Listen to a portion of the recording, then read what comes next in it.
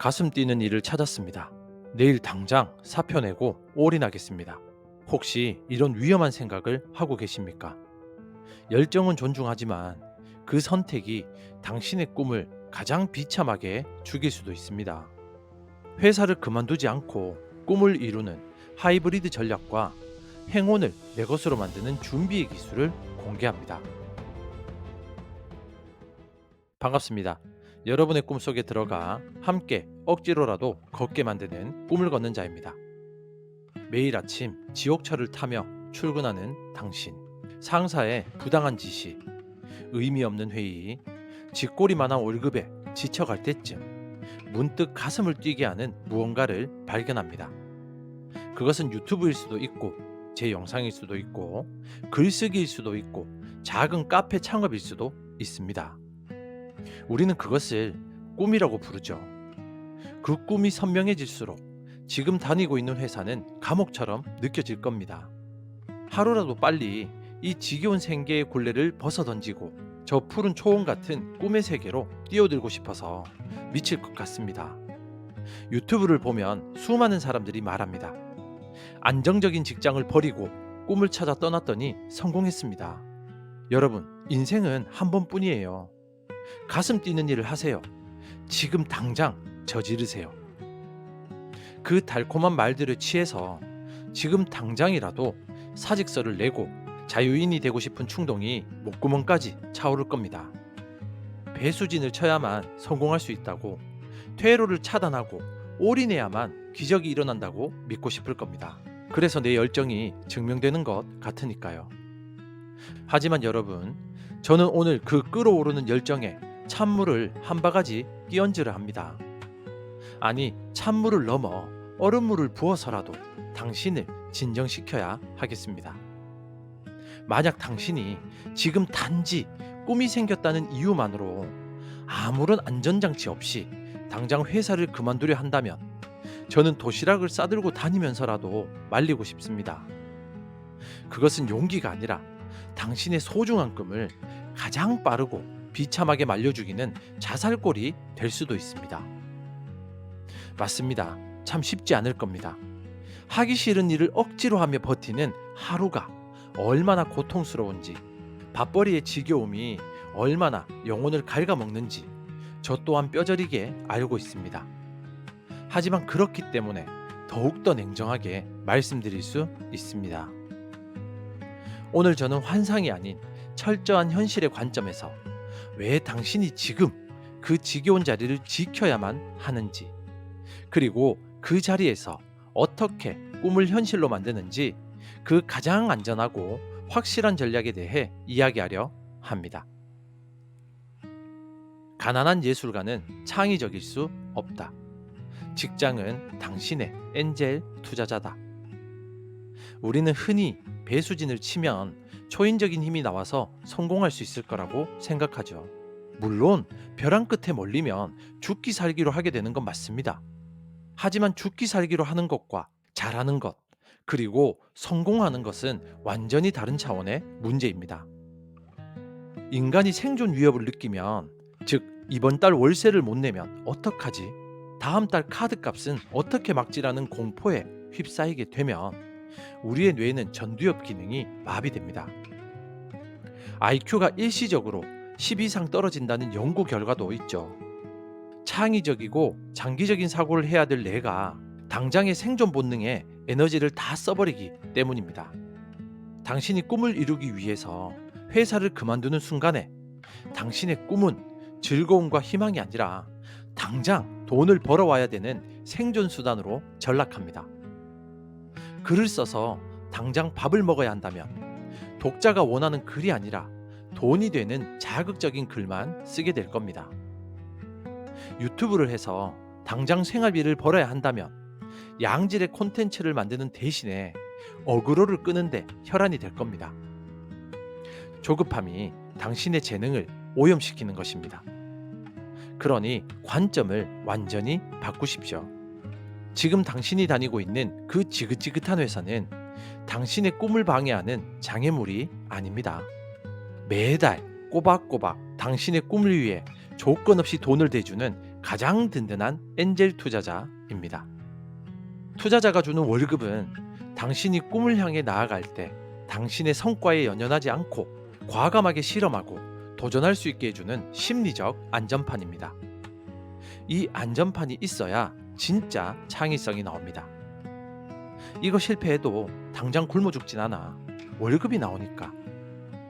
이 이유가 역설적으로 당신의 꿈을 더 빨리 성공시킵니다. 역사를 보십시오. 알베르트 아인슈타인은 상대성 이론을 연구할 때 특허청 직원이었습니다. 그는 낮에는 특허 서류를 검토하고 퇴근 후에는 물리학을 연구했습니다. 특허청 월급이 그의 연구를 지탱해 주었죠. 프란츠 카프카는 보험회사를 다니며 밤에 글을 썼습니다. 그들이 회사를 그만두고 연구와 집필에만 매달렸다면 생계의 압박 때문에 위대한 발견과 작품은 나오지도 못했을 거라 생각합니다. 지금 당신의 자리는 꿈을 위한 자금줄입니다. 그 자금줄을 스스로 끊어버리고 맨 땅에 헤딩하려 하지 마십시오. 현재 일에서 나오는 수익으로 꿈에 필요한 장비를 사고 강의를 듣고 자료를 모으십시오. 회사가 주는 돈으로 당신의 꿈을 사셔야 됩니다. 그것이 가장 똑똑한 전략입니다. 진짜 열정은 퇴근 후에 증명된다. 시간 관리가 안 되면 퇴사해도 망한다. 많은 분들이 이렇게 항변합니다. 회사 다니느라 시간이 없어요. 에너지가 다 빠져서 집에 가면 아무것도 못 하겠어요. 퇴사하고 시간만 많아지면 진짜 열심히 할 수 있는데. 정말 그럴 수 있을까요? 냉정하게 말씀드리겠습니다. 당신이 만약 회사를 다니면서 하루에 1시간이나 2시간도 꿈을 위해 투자하지 못한다면 퇴사하고 하루 24시간이 주어진다고 해도 절대 못합니다. 이것은 파킨슨의 법칙입니다. 시간이 주어진 만큼 늘어지고 낭비되게 되어 있습니다. 회사를 다닐 때 못하는 사람은 회사를 그만둬도 못할 겁니다. 시간이 없어서 못하는 게 아니라 간절함이 부족하고 시간 관리 능력이 없어서 못하는 것이기 때문이죠. 퇴사하면 갑자기 부지런해질 것 같죠? 천만에요. 늦잠 자고 유튜브 보고 불안해하며 멍 때리다가 하루가 다 갈 겁니다. 오히려 꽉 짜여진 일과 속에서 억지로 짬을 내야 하는 그 1시간의 밀도가 널널한 백수의 10시간보다 훨씬 더 높습니다. 지금 있는 그 자리에서 증명하십시오. 야근하고 돌아와 녹초가 된 몸을 이끌고 억지로 책상 앞에 앉아 단 30분이라도 꿈을 위해 무언가를 하는 것. 그것이 진짜 열정입니다. 그 고통스러운 과정을 뚫고 만들어낸 작은 결과물들이 쌓여야 할 겁니다. 저의 경우를 말씀드리면 저는 현장에서 개인 사업을 합니다.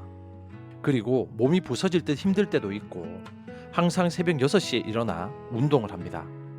너무 피곤해도 멈추지 않았습니다.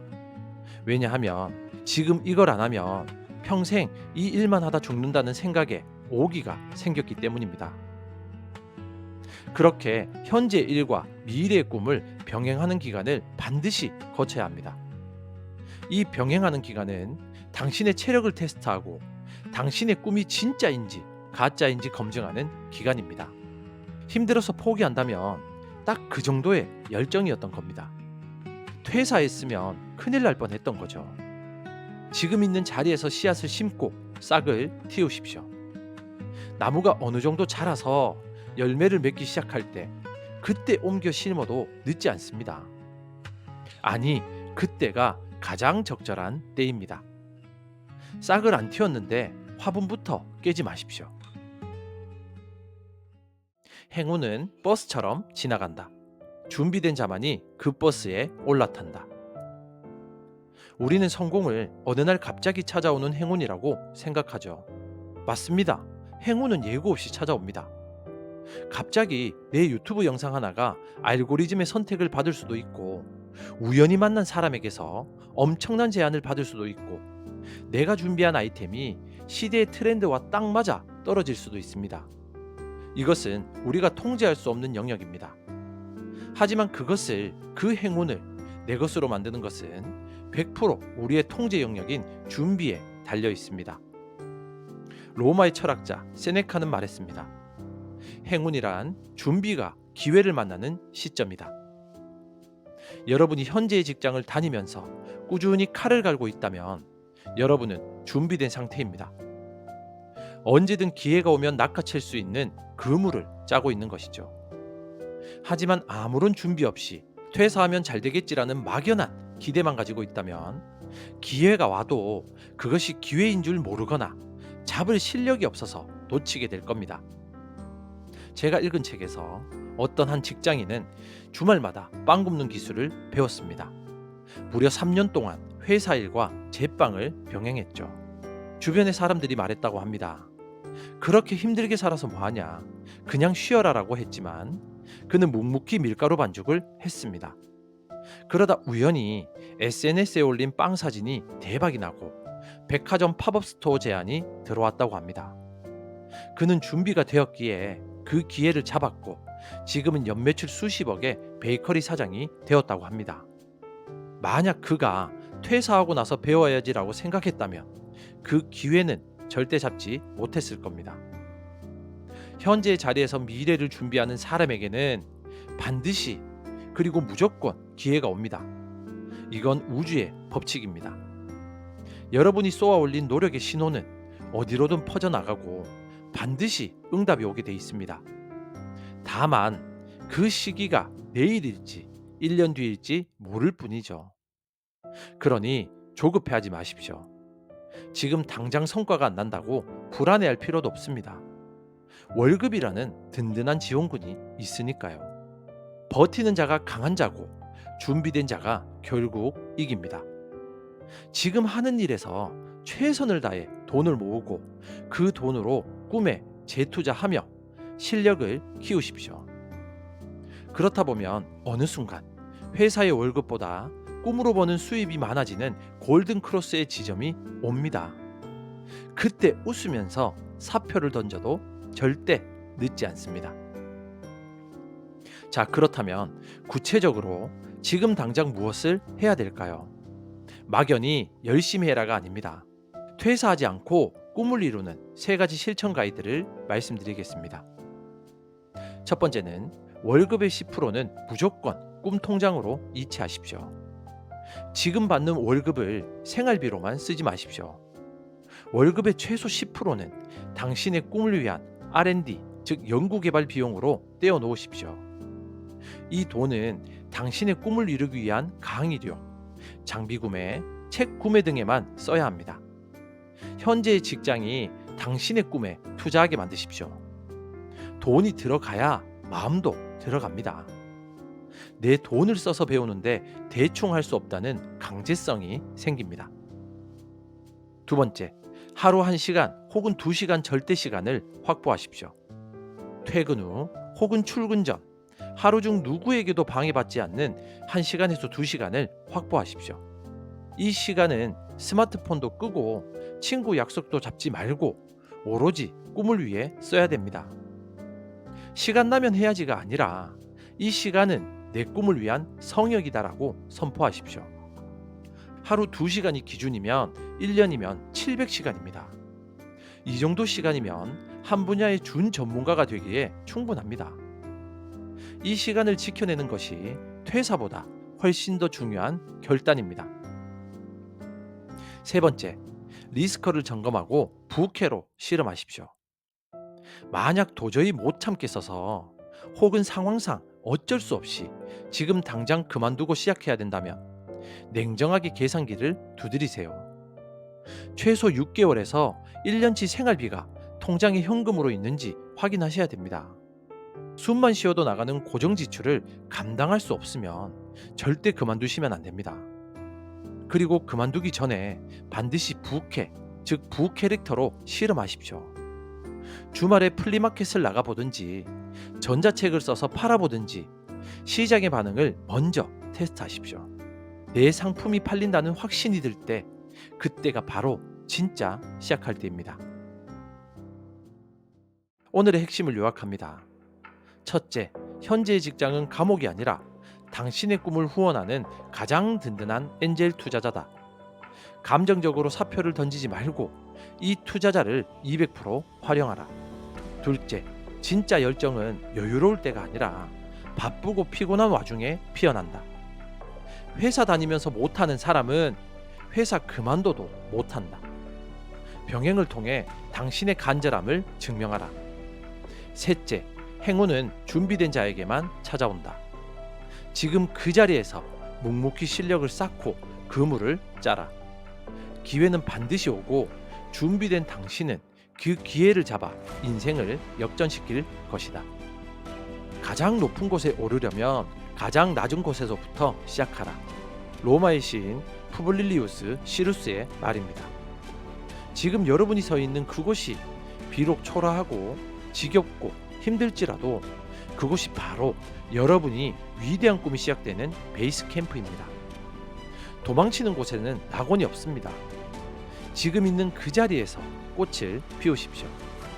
그러면 그 향기를 맡고 벌과 나비, 즉 기회와 행운이 날아들 것입니다. 꿈을 위해 묵묵히 현재를 견디는 여러분의 그 단단한 뚝심을 존경합니다. 절대 서두르지 마십시오. 당신의 때는 반드시 옵니다. 그때까지 죽지 않고 살아서 준비하고 있으면 됩니다. 지금까지 당신의 꿈 곁에서 함께 조용히 걷는 꿈을 걷는 자였습니다. 감사합니다.